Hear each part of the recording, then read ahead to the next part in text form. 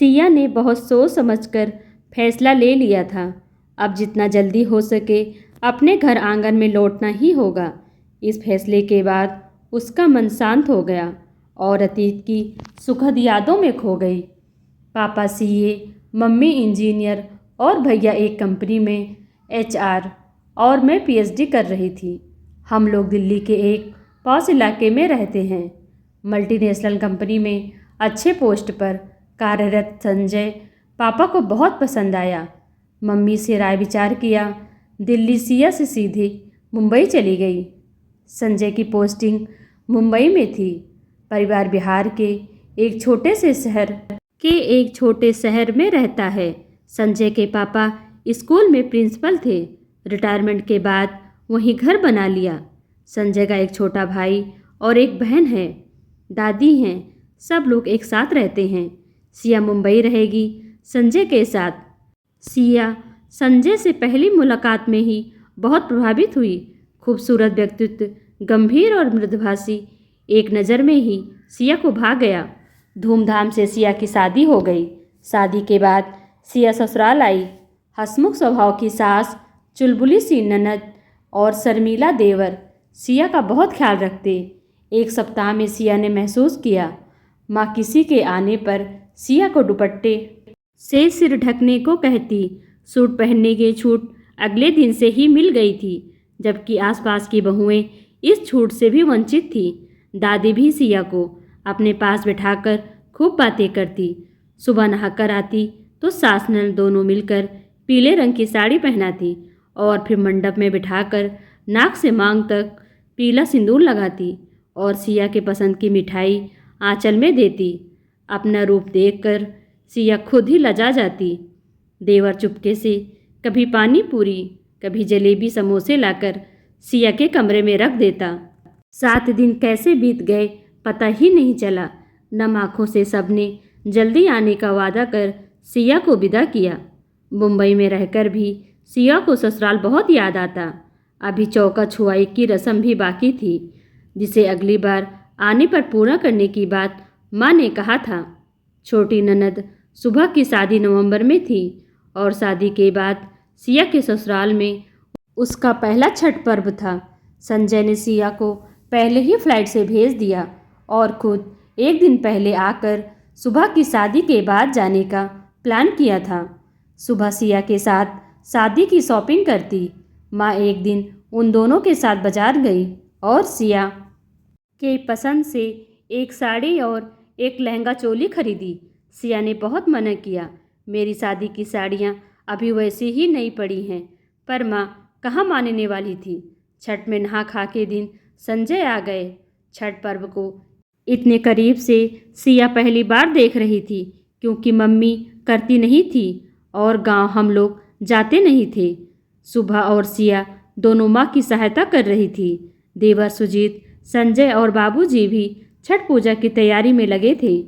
इस बार जोड़ा कोसे भर रहा था, क्योंकि शादी हुई थी। खरना के बाद पहले अर्घ की तैयारी हो रही थी। सिया और सुबह ठेकुआ बनाने और दौरा सूप सजाने में माँ के साथ लगी थी। शाम को सिया दुल्हन की तरह सजकर गंगा किनारे सपरिवार शाम के अर्घ के लिए गई।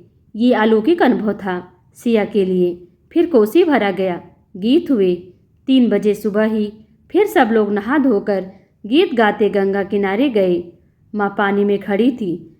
बिल्कुल देवी जैसा तेज उनके चेहरे से टपक रहा था। सूर्योदय से कुछ देर पहले सिया माँ के हाथों में सिंदूर और एपन लगाया, नाक से सिंदूर लगाया और फिर सूप लाकर सबने बारी बारी से माँ को दिया। पूजा संपन्न होने के बाद माँ ने सिया को नाक से सिंदूर लगाकर कोइछा में ठेकुआ देकर दूधो नहाओ पूतो फलो सदा सौभाग्यवती रहो का आशीर्वाद दिया। फिर सबको टीका लगाकर प्रसाद दिया। कितना खुश हो रही थी सिया। कोसी दहाने पटाखे फोड़ने में भी ही संजय और सुजीत को बाबूजी ने सिया को साथ ले जाने को कहा। फिर गरम गरम पकोड़े और अदरक इलायची की चाय सिया और सुभी ने सबको दिया। फिर खुद खाया। गुड़ का ठेकुआ सिया को बहुत पसंद आया। मिट्टी के चूल्हे पर बना सौंधी खुशबू वाला खीर और ठेकुआ सिया के लिए नई चीज़ थी। रात में घर के मर्दों ने मिलकर द्वार पर गोईठा पर लिट्टी और चोखा बनाया। बहुत मज़ा आया खाकर। और फिर सुबह की शादी की रस्में शुरू हो गई। मेहमान आ गए थे। रोज़ रात में डांस होता। सिया खूब नाचती। दादी और माँ निहाल होकर उसके सिर से पैसे निवच बांट देती। हल्दी मेहंदी सारी रस्में खूब अच्छे से चल रही थी। हंसी मजाक ठहाके, पंगत में बैठकर खाना, ये सब सिया के लिए नया और सुखद अनुभव था। कभी डांस के बीच कोई संजय को खींच कर ले आता और संजय सिया लजाते सकुचाते धीरे धीरे समा बांध देते। माँ और दादी मेहमानों से सिया की तारीफ करते नहीं थकती। हंसी खुशी शादी का दिन आ गया और फिर अगले दिन सबको रुलाकर सुबह ससुराल चली गई। रोती हुई माँ, दादी और बाबूजी को सिया ने ये कहकर चुप कराया, ये बेटी है ना आपके पास। घर उदास हो गया था। बेटियां घर की रौनक होती हैं। मुंबई जाने से एक दिन पहले संजय के पास मेल आया। कंपनी 1 साल के लिए 10 लोगों को यूएस भेज रही है, जिसमें उसका भी नाम है। 10 दिन बाद जाना है।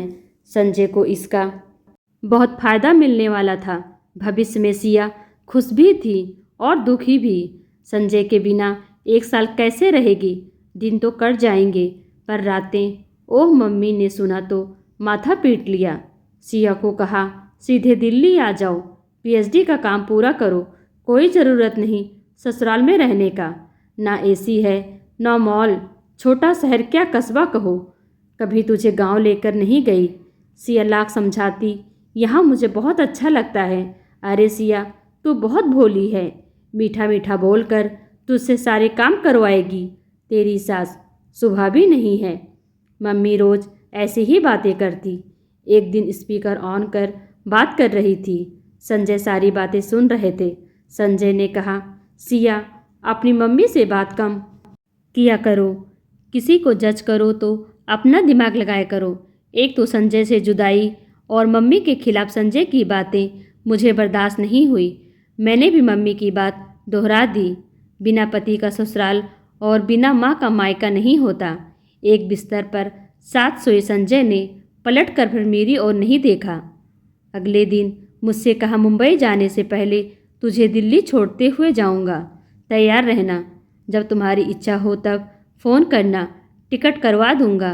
एयरपोर्ट से सुजीत तुम्हें पिक कर लेगा। मैंने सुबह से किए वादे माँ बाबूजी को मेरी कमी महसूस नहीं होने देने का कैसे भूल गई। माँ बाबूजी दादी कितना रो रहे थे मेरे लिए। और संजय को विदा करते वक्त कभी कभी विवेक कैसे साथ छोड़ देता है। बुद्धि पर पर्दा पड़ जाता है। 3 महीने में ही मैंने ये महसूस किया कितना अंतर आ जाता है सोच में, नज़रिए में। एक लड़की के मम्मी पापा भैया के लिए लड़की फाइनल करने में लगे थे। उसके कमरे, पर्दे, इंटीरियर में व्यस्त थे। पीएचडी में भी मन नहीं लग रहा था। मम्मी पापा और भैया तीनों चले जाते। घर काटने को दौड़ता। सहेलियों से भी मिलने का मन नहीं करता। अपराध बोध घर करता जा रहा था।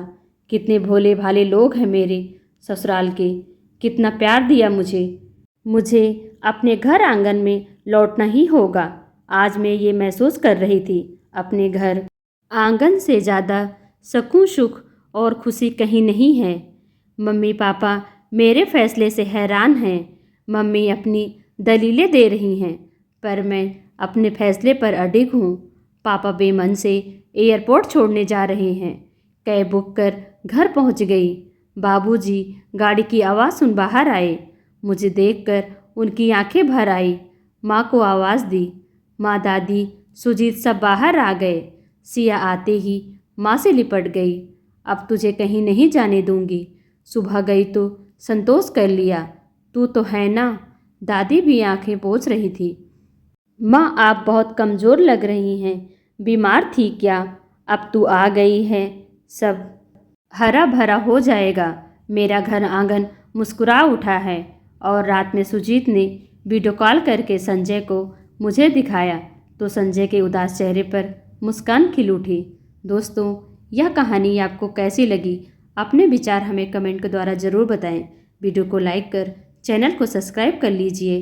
Thanks for watching.